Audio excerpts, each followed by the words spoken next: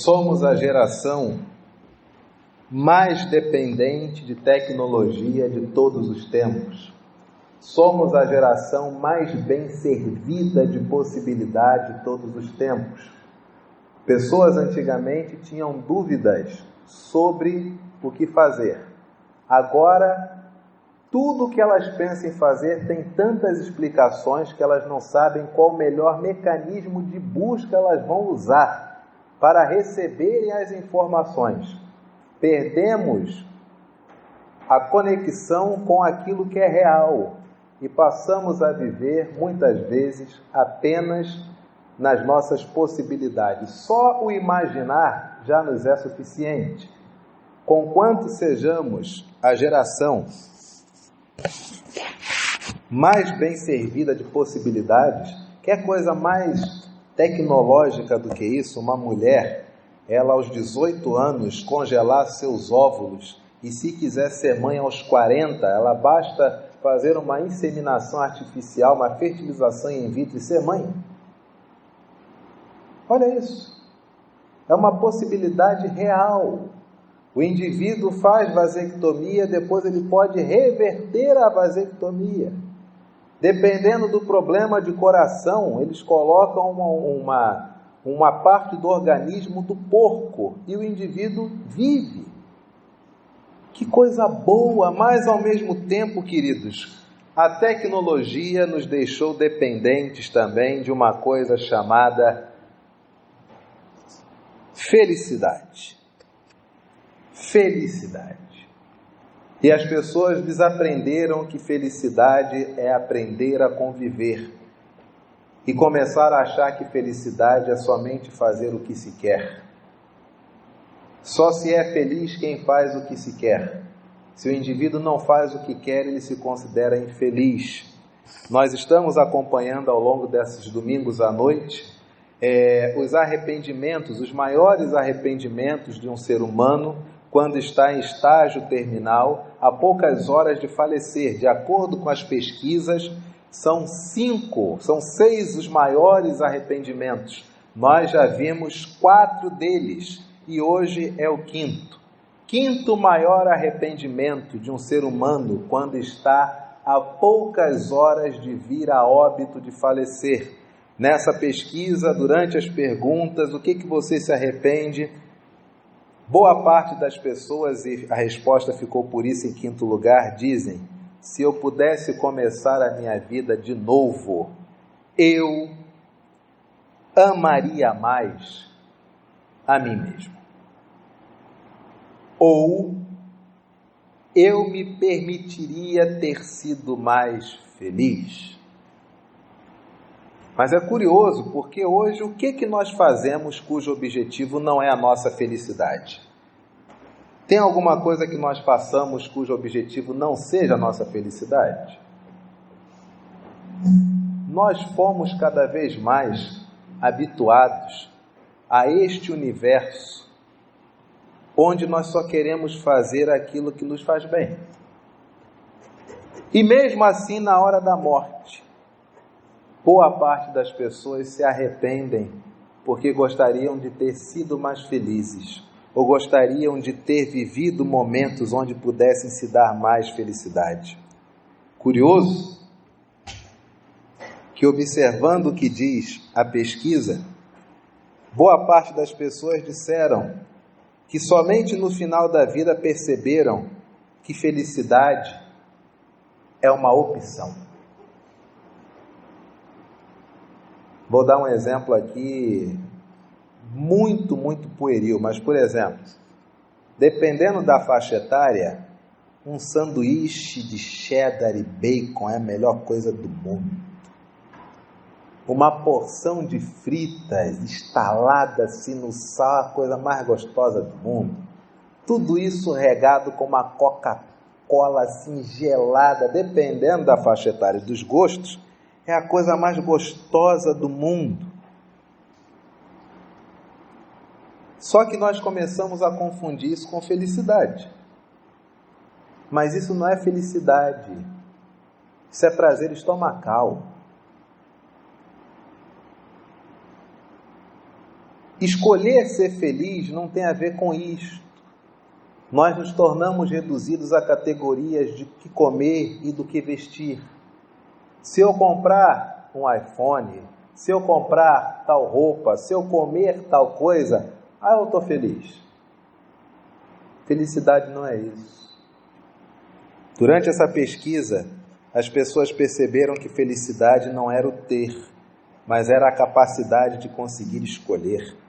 Também, ainda com essa pesquisa, pessoas perceberam que elas se prenderam a muitos hábitos antigos que acabam se tornando hábitos o quê? Familiares. Acabam tornando-se hábitos familiares. Deixa eu dar um exemplo. Quando a Bíblia diz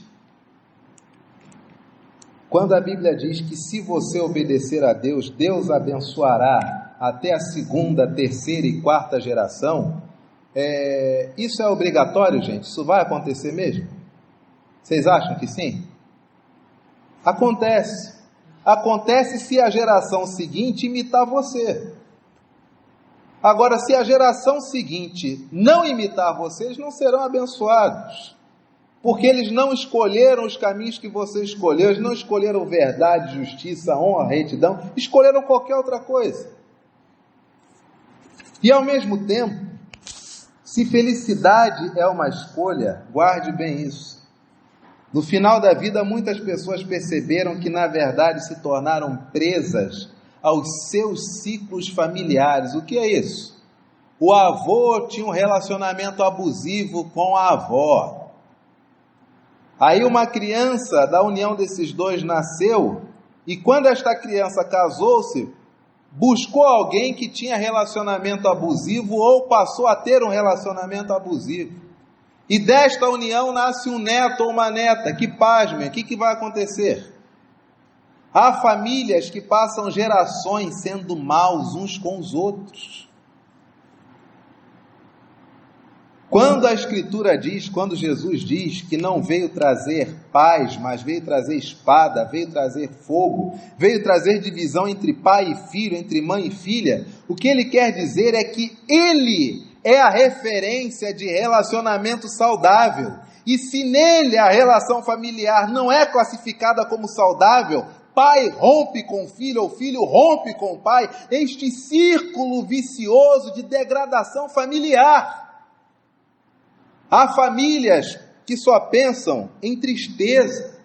Há famílias que se reúnem para comer e o tema só é desgraça, só é infelicidade. Eles tomam o café do que não tiveram, eles tomam o almoço daquilo que gostariam ter sido, eles jantam as frustrações coletivas e eles têm os piores pesadelos da existência humana. Basta você pensar o seguinte: se você quer saber se você está preso a algum ciclo familiar, é simples. Veja com quem sua bisavó casou, vê se é parecido com quem sua avó casou, vê se é parecido com quem sua mãe casou, vê quem você está gostando. É simples. Você quer saber se você está preso a algum ciclo familiar de desgraça? É fácil. Vê se a reclamação que a sua esposa tem de ti é a que a tua mãe tinha do teu pai. Aí tu vai ver que você sem querer se comporta igual ao teu pai, ou que você sem querer se comporta igual a tua mãe no casamento. Mas para isso tem que querer, meu amigo. E quem quer sentar e ter o coração desnudo pelo outro? Pessoas próximas da morte percebem só do fim da vida que felicidade é uma escolha. Hoje de manhã comentávamos sobre isso. José foi vendido como escravo, mas ele foi livre para se tornar o melhor. Ele não ficou preso à sua condição de escravo. Depois foi levado a ser presidiário, mas na prisão não fez da prisão seu mundo. Pelo contrário, ele foi livre para se tornar um excelente gestor. Diante de seus irmãos, ele podia estar preso a um ciclo de vingança, mas ele se tornou melhor. Ele foi livre para escolher o perdão e a felicidade. Felicidade É romper com hábitos familiares de degradação, famílias que só pensam no azar, só pensam no pessimismo, famílias cuja tristeza é referência da vida, famílias que, na verdade, seus almoços, seus jantares, suas mesas se tornam um grande balcão de apostas, o tema só são recursos financeiros, famílias com grande neurose de espiritualidade, famílias que são neurotizadas, que veem diabo em um quadro, veem diabo em uma obra de arte, acham que o diabo está numa roupa, está em determinada coisa, e passam a viver uma pseudo-espiritualidade que é uma bolha de desgraça. Há ainda aqueles que, próximos à morte, perceberam que não foram felizes porque tiveram medo de mudanças. E é muito melhor fingir contentamento do que mudar. É mais jogo a gente empurrar para debaixo do tapete. Como é que vai a vida? Tá ótima, meu irmão. Tá ótima, graças a Deus. Tá maravilhosa. Mentira. Choramos escondidos. Choramos de madrugada. Frustrados emocionalmente. Mas se ser feliz é fazer uma escolha, e essa escolha significam mudanças, como nós não queremos mudanças, o que nós fazemos? Nós nos adequamos à desgraça. Então nós colocamos nossas máscaras e nos tornamos hipócritas no sentido de atores, no sentido da palavra. E cada um faz a sua encenação. Um encena o papel de um bom marido, outro encena o papel de um bom filho, a outra encena o papel de uma boa neta, de uma boa filha, de uma boa tia. Não. Felicidade é uma escolha. O que muitas vezes tira-nos do caminho da felicidade são hábitos antigos, hábitos familiares.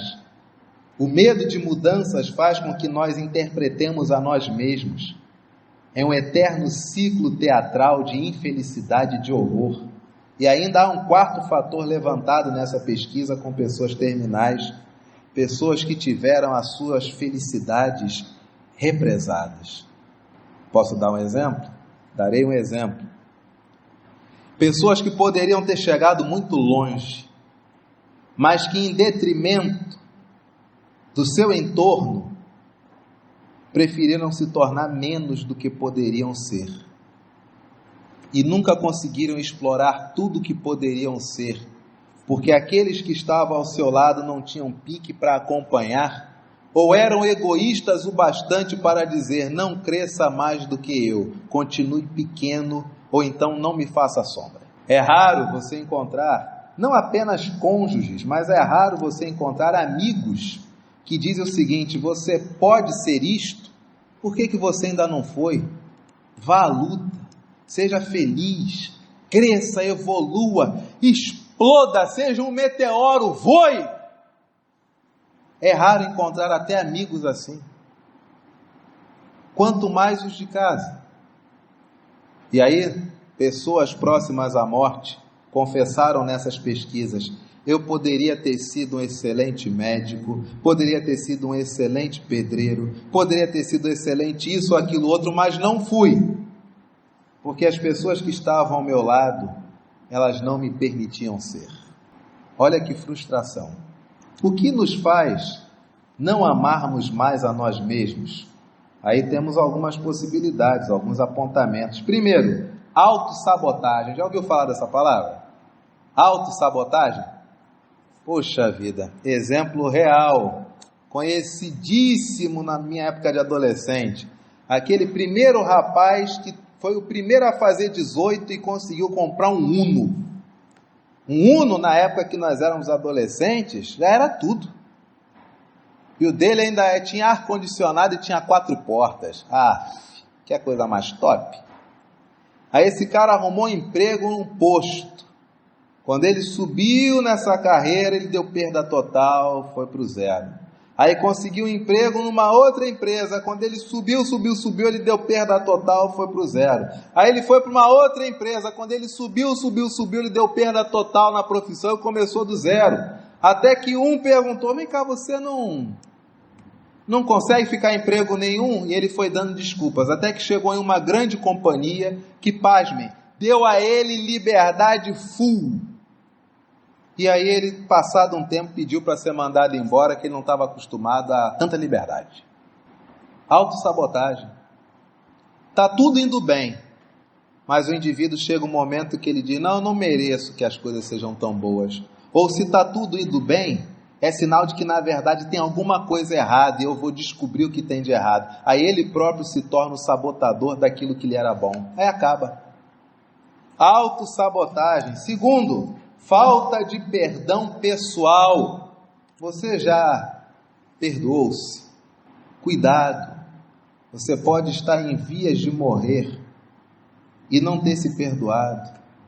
Pessoas que carregam uma cruz gigantesca, simplesmente porque não conseguiram olhar para dentro de si e conseguem dizer, eu me perdoo, ele carregou sobre si toda a minha iniquidade, nele eu estou liberto dessa dor, e segue em frente.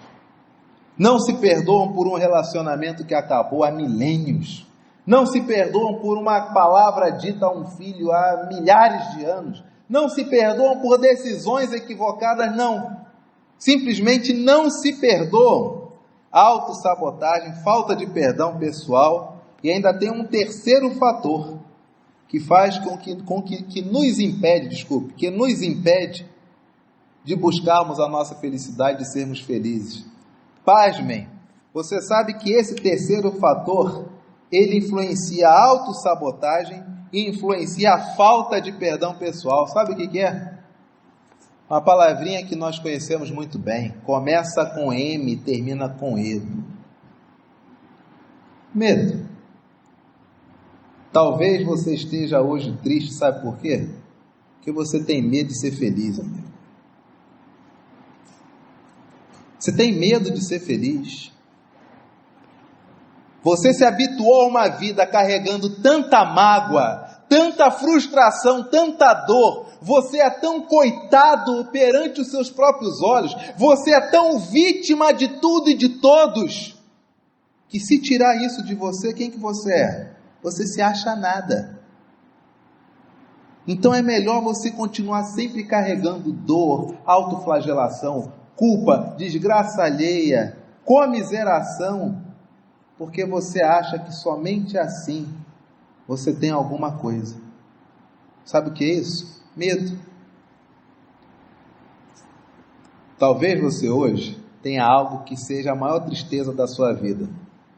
Você já imaginou se você se perdoasse ou se isso acabasse, o que seria a sua vida?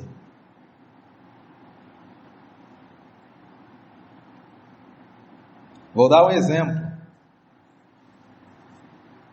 Pessoas em estado de drogadição, alcoolismo, que é um vício social, né? Todo lugar vende-se bebida. Então vamos lá. O indivíduo alcoólatra, a porcentagem de divórcio entre casais cujo indivíduo seja alcoólatra, ela é maior no período onde ele está em drogadição ou ela é maior quando ele está sóbrio? O que vocês acham? Oi? Sóbrio? Mas por quê? O problema não é o álcool? Ou o homem? Exatamente isso. O número de divórcios, quando o indivíduo, homem ou mulher, é alcoólatra, ele é muito maior quando o drogadiço está sóbrio do que quando ele ainda está na fase de alcoolismo. Basta você imaginar o seguinte quadro que é fato. Se você é mulher, você vai imaginar um homem. Se você não vai imaginar uma mulher. Você está casado. Aí você o tempo todo vê chegando de madrugada, ou às vezes nem chegando quem? O traste. Ou sua esposa. Sempre carregado pelos outros, sempre ligando, dando vexame, você indo buscar. Aí você é crente. Aí você vem domingo, você pede oração por quem? Pela sua esposa, pelo seu marido. E todos oram, e alguns até compartilham com você, dizendo o quê? Menina, eu não aguentaria ter essa vida. Você para mim é uma mulher de fé. Você para mim é uma mulher de oração, porque eu não aguentaria ter essa vida não. Eu já tinha cometido uma loucura, já tinha terminado. Os homens chegam para os homens e dizem que, rapaz, pelo amor de Deus, rapaz, arruma uma outra mulher que possa ajeitar a tua vida, rapaz. Fica dando vexame para os teus filhos. Os teus filhos estão sendo criados mal, rapaz. Aí o camarada permanece firme, aí os homens dizem, realmente, tá aí. Nunca vi alguém amar tanto quanto esse cara.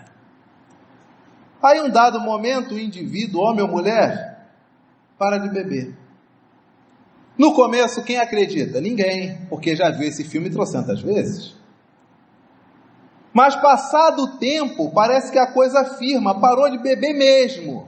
E aquele indivíduo agora sóbrio, ele começa a dar pitaco, porque se ele antes estava eternamente encharcado de cachaça, ele não dava um pitaco em nada, agora ele está sóbrio. Aí ele começa a enxergar as coisas engraçadas, né? A casa está castigada, vou pintar. Engraçado, rapaz, essa máquina de lavar, a gente nunca teve dinheiro para ajeitar, porque eu meti o pé na cachaça, mas eu vou ajeitar agora, sabe? Engraçado, esse sofá sempre foi feio. Eu nunca percebi que eu já chegava já doidão, já deitava aqui, eu vou trocar esse sofá.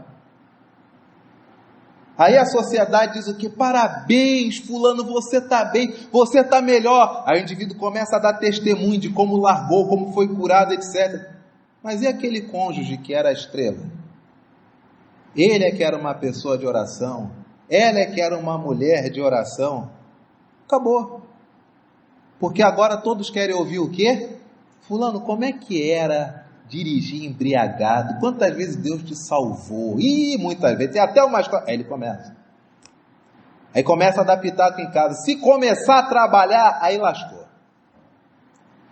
Aí aquele cônjuge que passou anos sendo alguém, porque foi forjada a sua personalidade em meio à desgraça, em meio ao alcoolismo, ao relacionamento abusivo, a essa codependência emocional, o que acontece com ele? Ele tem que aprender a viver um novo momento, onde ele pode escolher ser feliz apenas por aquilo que ele é, o outro não lhe é mais problema. O que ele faz? Ele não aguenta. Aí ele tem que arrumar um outro problema para voltar a ser a estrela da sua vida. Aí de indivíduo que era casado com uma alcoólatra ou um alcoólatra, ele passa a ser quem? O novo divorciado, a nova divorciada. Aí volta a ser tema. Tudo isso, queridos, se resume em uma palavra: medo. Talvez você esteja aqui nessa noite e não tenha percebido, mas tudo que te impede de ser feliz é unicamente o seu medo de ser feliz, porque se você for feliz, você não vai ter mais motivo para ser triste, você não vai ter mais motivo para ser acanhado, você não vai ter mais motivo para se sentir mal ajambrado, mas você se acostumou. E verdade seja dita, quanto mais nós nos lembramos de coisas ruins que nos aconteceram, mais inocentes somos aos nossos próprios olhos. E conforme isso vai acontecendo, nós nos beatificamos e nós nos canonizamos. Autossabotagem, falta de perdão próprio e medo de ser feliz. Quando a identidade do indivíduo passa a ser a dor, o estigma. Quem é você? Eu sou aquele que foi traído por todos os amigos. Quem é você? Eu sou aquele que vive um casamento cuja esposa é alcoólatra, cujo marido é alcoólatra. Quem é você? Eu sou aquele cujo filho... A identidade passou a ser sua dor. Sabe o que a palavra do Senhor nos ensina? Abra sua Bíblia. Primeiro livro do profeta Samuel, capítulo 16, verso de número 17. Primeiro livro do profeta Samuel, capítulo 16, verso de número 17. 16, 7. Maria Fernanda, já ouviu falar dessa história? De como Davi pintou na Bíblia? Não? Seguinte. Tinha um rei chamado Saul. Israel nunca teve rei. Os outros povos tinham, Israel sempre tinha alguém que dizia em nome de Deus as coisas como deveriam ser feitas. Mas em um determinado momento eles disseram, todo mundo tem rei, a gente quer ter rei também. Aí Deus falou, tem problema não, deixa ter rei. Ó, escolhe Saul, cara legal. Escolheram Saul para rei. Passado um tempo, Saul começou a ficar assim meio zureta. Tá certo? E aí nessa que ele começou a tomar umas decisões assim meio translocadas, o profeta da época, chamado Samuel, disse, olha, não está dando certo não. Aí Deus disse para ele, tu vai na casa de Jessé, e lá sim, tem alguém que eu escolhi para ser rei, não foi de vontade de você não, aí fui eu. Aí Samuel vai, só que Maria Fernanda era o seguinte, para chegar na casa de compadre Jessé, Samuel, como era profeta, todo lugar que ele ia, ele tinha que justificar a presença dele, que ele era quase que uma figura de Estado. Quando ele chega na vila onde morava o compadre Jessé, as pessoas perguntam, qual é? Aí ele responde, tô bem, é de paz a sua vinda? Não, a minha vinda é de paz, eu vim comer um churrasco na casa de Jessé. Ah, tá, então pode passar, abre a cancela e ele passa. Chega na casa de Jessé e diz, compadre, é daqui que vai surgir um novo rei de Israel. Jessé, que é um homem, diz o seguinte, ah, Samuel, aqui estão os melhores homens de Israel, quer ver? Ó? Meu filho mais velho, aí vem o filho mais velho, militar, homem largo, cara bom, aqui ó, vê se isso aqui não tem tarimba de rei. Samuel olha e diz, ué, não tá rolando, não tá batendo, acho que não é esse não. Jessé, não é esse? Problema nenhum, o que mais tem aqui é homem top de linha. Vem meu segundo. Aí vem o segundo filho, militarzão. Rapaz, chega, Samuel fica todo feliz, ó. Aí Samuel bate o olho, não recebe insight nenhum de Deus. Também não é esse. Aí vem o terceiro. Samuel não tem insight nenhum, tem feeling nenhum. E aí Deus fala para ele, Samuel, olha o que diz aí, ó. 1 Samuel 16, verso de número 7. Porém o Senhor disse a Samuel, não atentes para a sua aparência, nem para a sua altura, porque eu rejeitei, porque eu, o Senhor, não vejo como vê o homem vê o exterior, porém o Senhor vê quê? Vê o coração. Aí Maria Fernanda, Samuel começa a observar, Jessé traz outro filho, aí um dado momento Samuel pergunta, vem cá, Jessé, acabaram-se teus filhos? Aí Jessé diz, acabar não acabou, mas o único que não está aqui, tem que abrir o coração, que é um negócio, cada família tem o seu, né? Ele não seguiu carreira, ele é pastor de ovelhas. Samuel, quando ouve isso, se indigna, e na hora ele diz, então manda chamá-lo, porque nós não vamos nos assentar à mesa até que ele venha. Por que Samuel fala sentar-se à mesa? Porque para o judeu, mesa era local de resolver problema de relacionamento. Ceia do Senhor é aonde? É na mesa, meu amigo. Onde que Deus entrega seu corpo? Na mesa. Onde que Ele entrega seu sangue? Na mesa. Porque mesa é local onde se resolve o quê? Relacionamentos. Quando Davi chega, ele é o homem. Quantos anos ele tem, Maria Fernanda? Talvez aí seus 14, talvez 17. Aí se fosse nos dias de hoje, chamasse todos os tops, não tem ninguém. Aí diz, mas pois é, eu tenho um filho que ele me dá tanto desgosto, rapaz. Ele fica lá naquelas praças em Madureira andando de skate, saber de nada. Ele ganha dinheiro fazendo um serviço tão besta, eu investi tanto, mas infelizmente. Aí vem. Quando chega aquele cara com bermudão, cabelão, camisão, o profeta olha, Deus não olha a aparência, Deus olha o coração. Quem está na frente dele?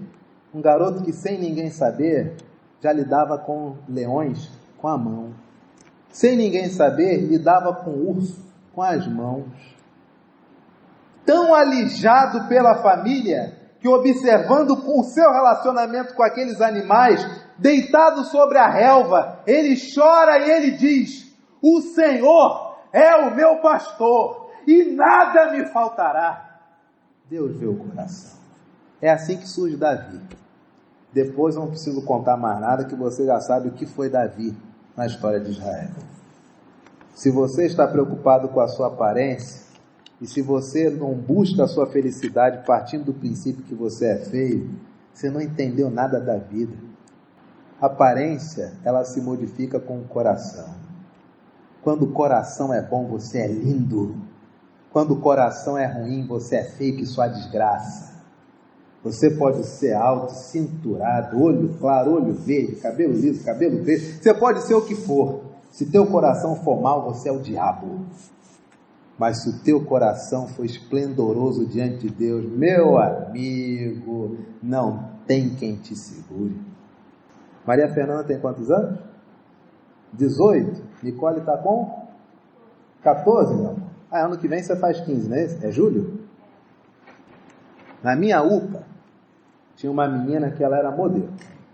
Modelo, fazia ensaio Saint-Tropez, Ibiza, esses troços todos. E tinha uma outra, que hoje, se nós fôssemos usar o termo politicamente correto, ela era uma pessoa com sobrepeso.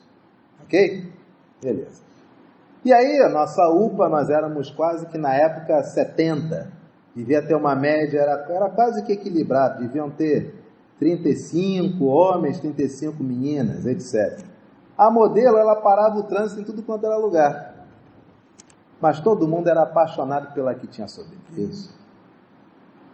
Porque a que tinha sobrepeso, ela andava com todos, ela conversava com todos, ela era um nível de simpatia que não tinha quem não se apaixonasse. A modelo, tadinha, ligava para a que tinha sobrepeso de madrugada, e você ficou sabendo já depois de adulto, para se confessar, dizendo que ela era feia, e que ela achava que vivia uma ilusão criada pelos seus pais, que ela tinha plena convicção que era feia. Capa de revista, no exterior. Um cara chegou uma vez na igreja do Rio, quando olhou para a menina, falou: te conheço. Eu estava cortando o cabelo em Paris, eu vi uma foto sua na revista, é você mesmo? Ah, sou eu. Mas todo mundo gostava e era apaixonado pela outra. E quando um grande amigo da turma começou a namorar que tinha sobrepeso, o pessoal quase fez festa, não para ela, mas para ele, pela felicidade. Parabéns, cara, você está com alguém, é uma pessoa que é maravilhosa. Não se enganem com trocinho de aparência não, meus amores. Quando o coração é bonito, você arrebenta. Mas se o coração é feio, tu pode fazer o que for. Tu faz qualquer que seja o procedimento, quer seja mulher, quer seja homem, você sempre será feio. Mas se o coração for belo, vixe, arrebenta. Não apenas em relação à aparência, mas abra sua Bíblia.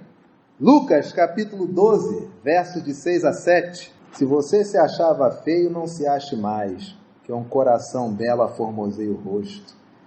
E se você acha que você não importa para Deus, que afinal de contas Deus tem filhos muito melhores do que você, olha o que diz a palavra do Senhor. Não se vendem 5 pardais por 2 asses? Entretanto, nenhum deles está em esquecimento diante de Deus. Até os cabelos da vossa cabeça estão todos contados. Não temais, bem mais valeis do que muitos pardais. Você é importante para Deus. Se você tratasse Deus com a mesma importância com que Deus te trata, tua vida seria completamente diferente. Você quer saber o nível da importância que Deus deu a você? Está aqui, ó. Esse é o tamanho do amor que Deus tem por ti. E por que você não trata Deus com a mesma intensidade? Terceiro e último lugar, se você quer ser feliz, abra sua Bíblia, Filipenses capítulo 4, versos de 11 a 13, para nós nos prepararmos para celebrarmos a ceia do Senhor. Assim diz a palavra do Senhor. Digo isto não por causa da pobreza, porque aprendi a viver contente em toda e qualquer situação. Tanto sem estar humilhado, como também ser honrado. De tudo e em todas as circunstâncias já tenho o quê? Experiência. Tanto de fartura como de fome, assim de abundância como de escassez. Tudo posso naquele que me fortalece.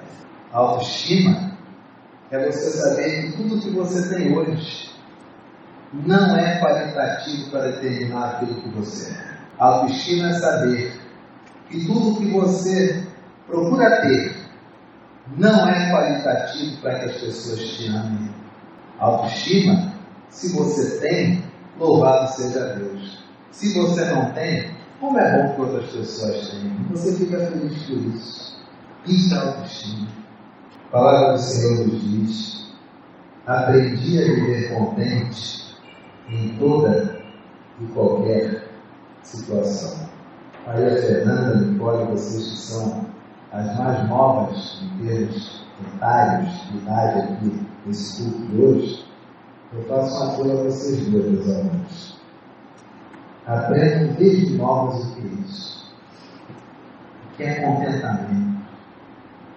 Se vocês aprenderem na idade de vocês, que vocês não são definidas pelo que vocês vestem, pelo que vocês têm, pelo que o outro diz de vocês, mas por aquilo que Papai do Céu coloca aqui, e pelo coração trabalhado no Evangelho aqui, vocês vão chegar à nossa idade com tão menos veloz, com tão menos fogo para resolver na vida. Vocês vão desfrutar a juventude com toda alegria, com todo gás. Se vocês não aprenderem agora, vocês poderão ficar velhas, como muitos de nós nos tornamos, cheios de traumas, tristezas, necessidades ambivalentes, autocomiseração. E nós que assim vivemos, porque não aprendemos isso quando novos, o nosso corpo padece. Basta vocês lembrarem do seguinte: a maioria dos grandes ditadores morreram de dentro para fora. A maioria deles não foi assassinada, o próprio corpo deu falência. Porque o nosso corpo tem os mecanismos autopunitivos. Nosso corpo vai dando sinais do nosso estado emocional, do nosso estado espiritual.